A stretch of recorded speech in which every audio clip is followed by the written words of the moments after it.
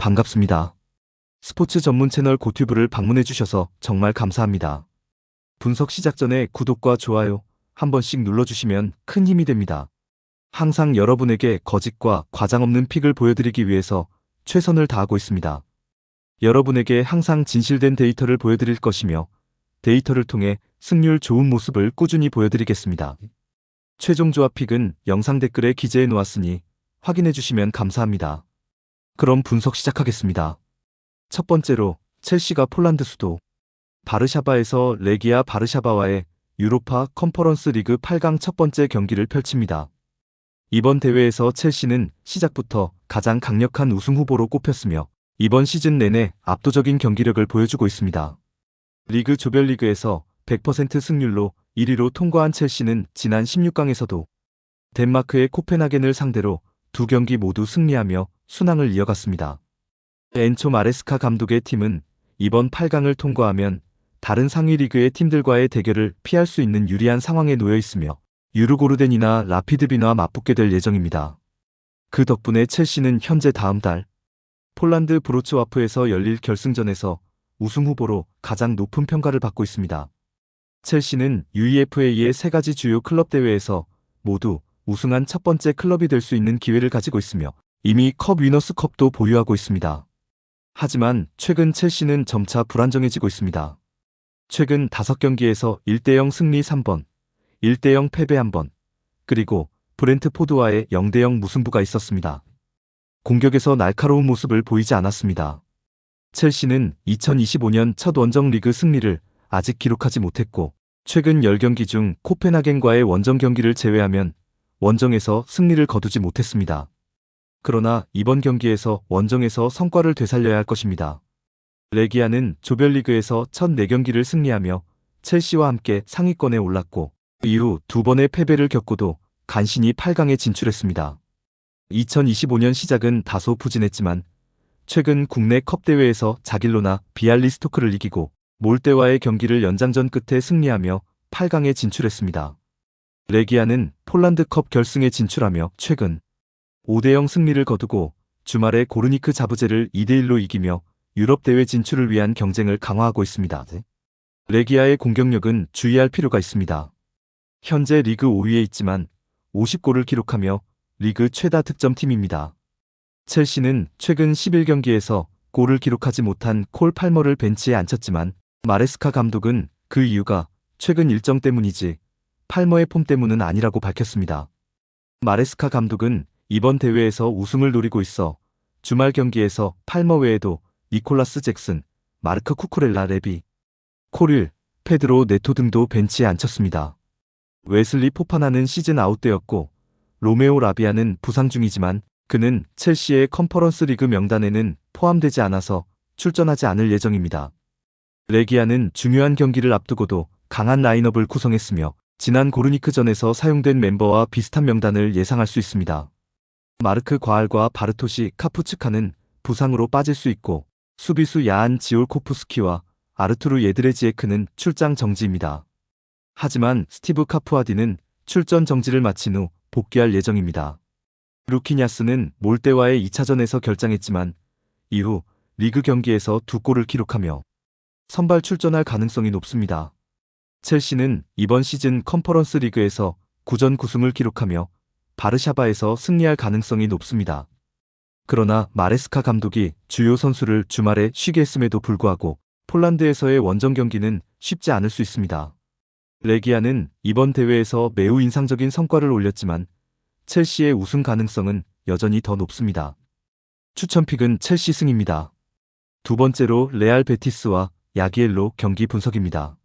레알 베티스는 1997-98 시즌 이후 처음으로 UEFA 대회 8강에 진출한 팀입니다. 반면 야기엘로는 이번이 첫 유럽 무대에서의 8강 진출로 역사적인 여정은 팬들에게 큰 의미를 가지고 있습니다. 베티스는 이번 대회를 시작하기 전 15위로 리그를 마감했지만 콘퍼런스 리그에서 상승세를 타며 8강에 진출했습니다. 16강에서 포르투갈의 비토리아 기마랑에 4대0 승리를 거두며 1997-98 UEFA컵 위너스컵 8강 이후 27년 만에 유럽 대회 8강에 진출했습니다. 현재 베티스는 8경기 연속 무패, 그중 7경기에서 승리를 거두며 라리가에서 6연승을 달리고 있습니다. 최근 바르셀로나와의 1대1 무승부를 기록하며 여전히 6위에 위치해 있습니다. 베티스는 이번 경기를 맞이하며 강력한 상승세를 이어가고 있습니다. 반면 야기엘로는 이번 시즌 UEFA 컨퍼런스 리그에서 큰 성과를 거두었습니다. 리그 단계에서 9위로 마감한 후 골 득실차로 8강에 진출했습니다. 16강에서 세브르리와의 경기를 치른 후 1차전에서 3대0 승리를 거두고 2차전에서는 2골을 내주며 스릴 넘치는 경기를 펼쳤습니다. 하지만 결국 강한 수비력을 발휘하며 8강 진출에 성공했습니다. 그렇다면 베티스는 이번 첫 번째 레그에서 홈 어드밴티지를 확실히 가져갈 수 있을까요? 최근 베티스는 유럽 대회에서 17번의 두 경기제에서 첫 번째 경기에서 단 3번만 패배한 기록이 있습니다. 반면 야기엘로는 최근 유럽 원정에서 3경기 중 2경기를 패배했기 때문에 베티스는 홈에서 강력한 경기를 펼칠 가능성이 큽니다. 베티스는 이번 경기에서 중요한 선수들이 빠질 가능성도 있습니다. 윙어 아부드 에잘졸리가 최근 2경기를 결장했으며 미드필더 마르크 로카는 복귀를 앞두고 있습니다. 반면 이스코는 바르셀로나와의 경기에서 경고 누적으로 결장했으나 이번 경기에서는 출전이 가능합니다. 야기엘로의 경우 스페인 수비수 아드리안 디에고스가 여전히 부상 중이며 미하엘 사체크는 부상으로 출전 여부가 불확실합니다.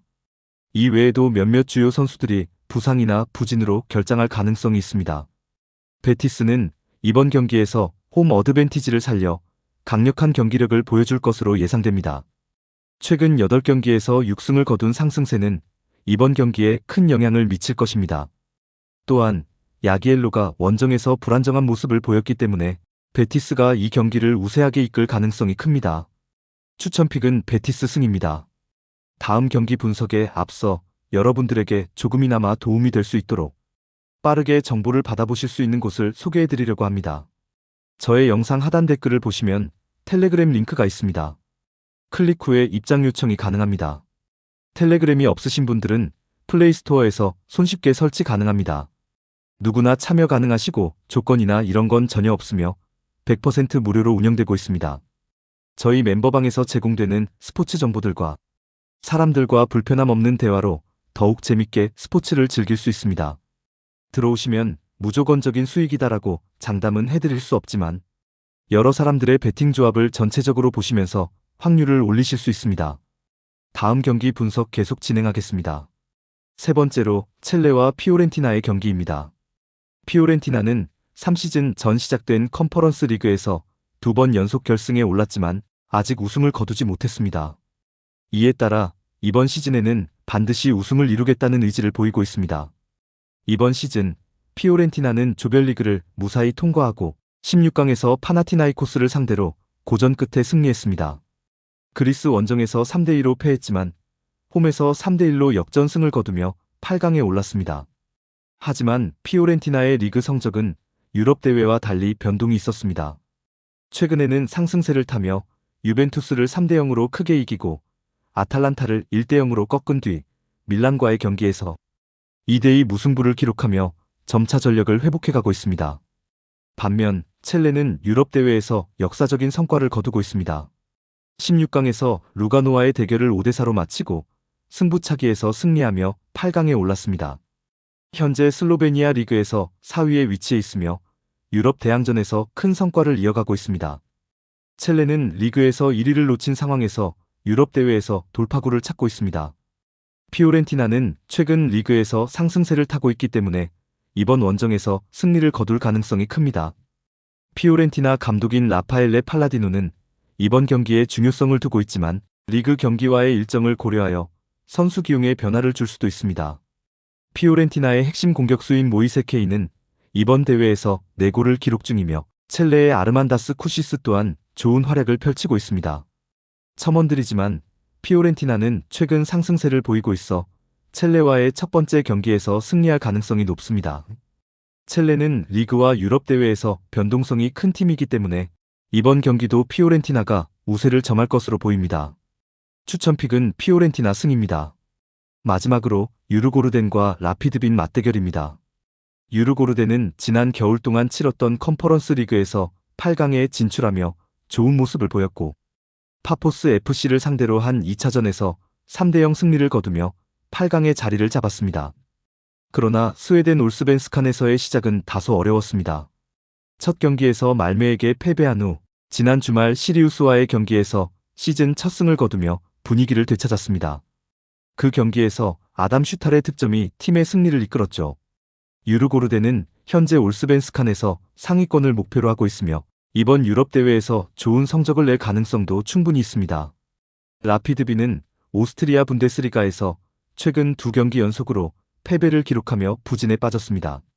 RB 잘츠부르크와 슈툼 그라츠에게 모두 패하며 유럽 진출을 위한 도전에 어려움을 겪고 있습니다. 라피드비는 오스트리아 리그에서 현재 5위를 기록 중이며 유럽 대회 진출을 위한 경쟁이 치열한 상황입니다. 이번 컨퍼런스 리그 8강에서의 성과가 매우 중요한 상황입니다.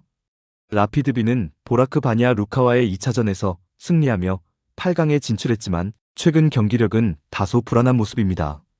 특히 공격진에서 어려움을 겪고 있어 이번 유르고르덴과의 경기가 더욱 중요합니다. 유르고르덴은 이번 대회에서 중원의 핵심인 라스무스 슐러가 부상으로 빠진 상황입니다. 그의 부재는 팀에 큰 영향을 미칠 수 있지만 다른 선수들이 이를 보완할 수 있을 것입니다. 또한 유르고르덴은 2차전에서의 승리를 위한 전략이 필요합니다. 라피드빈 역시 중요한 공격수인 기도 브루시탈러가 부상으로 시즌을 마감했으며 니콜라우스 우름브란드도 부상으로 결장할 예정입니다. 라피드빈은 이러한 상황에서 어려운 경기를 펼쳐야 합니다. 이번 경기는 양팀 모두가 중요한 승리를 원하지만 경기가 2차전으로 이어지기 때문에 무승부로 끝날 가능성도 큽니다. 유르고르덴과 라피드비는 첫 번째 경기를 무승부로 마치고 다음 주에 치러질 2차전을 결정적으로 준비할 것으로 보입니다. 유르고르덴은 최근 상승세를 타고 있으며 라피드비는 오스트리아 리그에서 어려움을 겪고 있지만 유럽 대회에서의 성과를 위해 최선을 다할 것입니다. 두 팀 모두 전략적으로 중요한 경기를 펼칠 것으로 보입니다. 추천픽은 언더입니다. 영상과 분석이 괜찮으셨다면 꼭 구독과 좋아요 부탁드립니다. 추가적인 조합픽이나 추가 경기에 대한 분석 및 조합이 필요하신 분들은 영상 하단 댓글을 확인 부탁드립니다. 스포츠 토토가 처음이신 분들 혹은 적중률이 낮으신 분들은 저희 정보 공유방을 추천드리며 입장하시면 다른 픽스터분들이 어떻게 스포츠 조합을 가시는지 보고 도움을 받으실 수 있으실 겁니다. 스포츠는 데이터로 분석을 하는 것이며 그 결과에 틀릴 수도 있지만 확률을 극대화시키는 게 목표입니다. 오늘도 저의 영상을 시청해주셔서 정말 감사합니다.